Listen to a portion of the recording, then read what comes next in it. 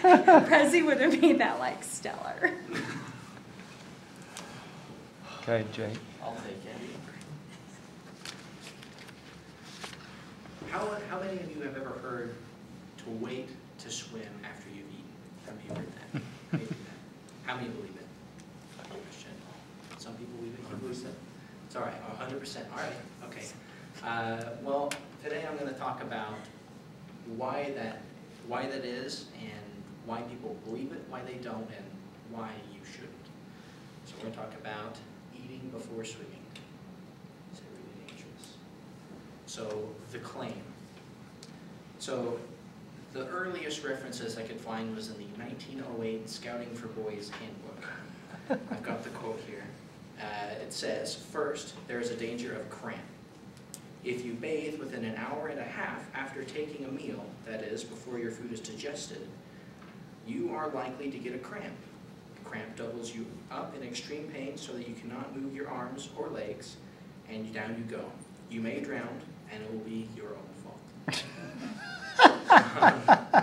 Now, the argument is that, and it's a sound argument, the argument is that after you take in a meal, more blood is rushed to your upper and lower digestive tracts to process the food and to digest the food, and that leaves the rest of your muscles without oxygenated blood. So when you swim, that oxygenated blood that's needed for digestion is diverted from your body, from your stomach and intestines, and that then causes the cramps in the surrounding muscles and the smooth muscles that make up your stomach and lower intestine, upper intestine, lower intestine. So that's the claim. And the claim, let's see. So just to review, how they say that you can die. You'll get cramps.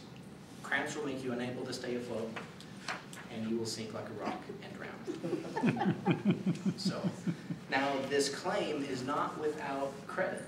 There was a study done that I found in the American Journal of Physiology by Nami Somaya and a couple of his other affiliates that monitored the amount of blood that is sent to your digestive system, mainly your celiac artery and superior mesenteric arteries, which are your upper and lower stomach, kidneys, upper and lower intestine and things. And these were their results.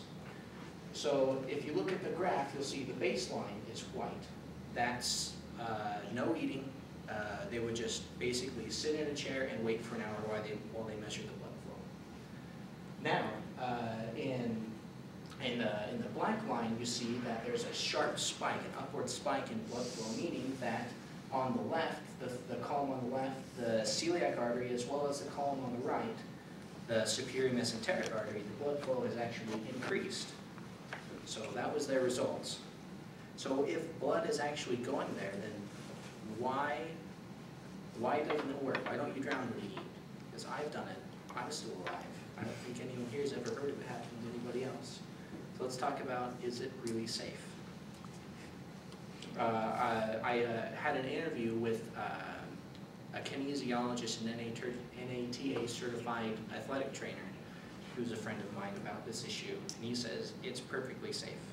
Our body is designed not to compete for oxygenized blood. In fact, he said many athletes, swimmers included, eat within a half hour before competing in major events so that their body can have adequate nutrition, things like that. I also asked him about the stomach cramps to see what effect those would have on swimmers if they do get them, and what their causes would be. He said the only way that you would be able to have a stomach cramp is, one, if you have gas, which hurts, we've all experienced. Two is if you're trying to digest something that is indigestible. That would be the second is the only one you would experience enough pain to double over and to sink and drown, like was quoted from my 1908. So is it safe? Yes. It is absolutely safe. So, in conclusion, any discomfort you may feel in the pool, it's not because any cramps you experience are not life-threatening. You won't sink. You'll probably end up like this lovely young lady in the pool and just experience some minor discomfort. Any cramps you get are not life-threatening.